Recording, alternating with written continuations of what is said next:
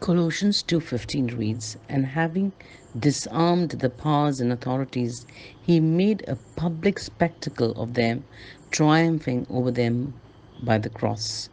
The cross not only brought us freedom from sin and law, it also brought us freedom from Satan. At the cross, Jesus disarmed the powers and authorities. The word disarm means to strip off weapon. At the cross, the spiritual forces were stripped of all their power and authority. Hebrews 2:14 reads, Jesus shared in her humanity so that by his death he might destroy him who holds the power of death, that is the devil.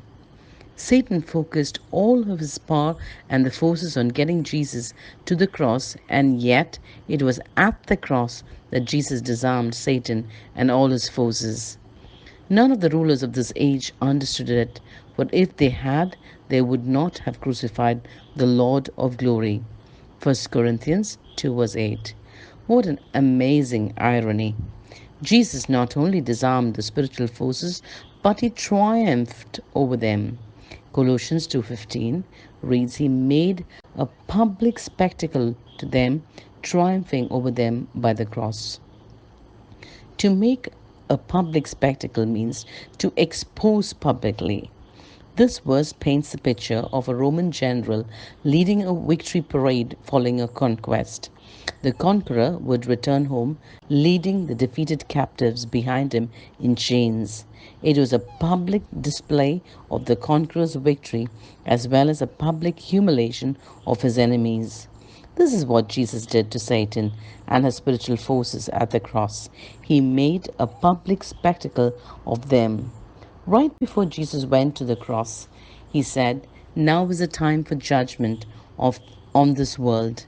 Now the prince of this world will be driven out." John 12:31. And then he went to the cross where he defeated Satan and all his spiritual forces. We sometimes think that Jesus defeated Satan at the resurrection, that the victory was won when Jesus rose from the dead. But the Bible says Jesus defeated him at the cross. The resurrection was simply the proof that Jesus had won. You know how in a boxing match, when the fight is over, the referee holds up the winner's arm? That's what the resurrection was. The fight had already the fight was already over. The cross was the knockout punch. Satan lost. Jesus won. And the resurrection, God was lifting up Jesus' arm in victory.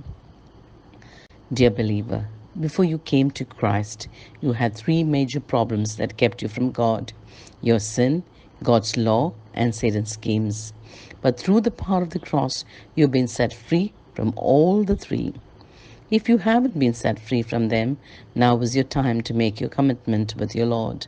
Are you united with Christ in his death, burial, and resurrection? If not, it's time to come out of the spiritual deadness because God wants you to be alive with Christ. Are you truly freed from sin, the law, and Satan? If so, be blessed.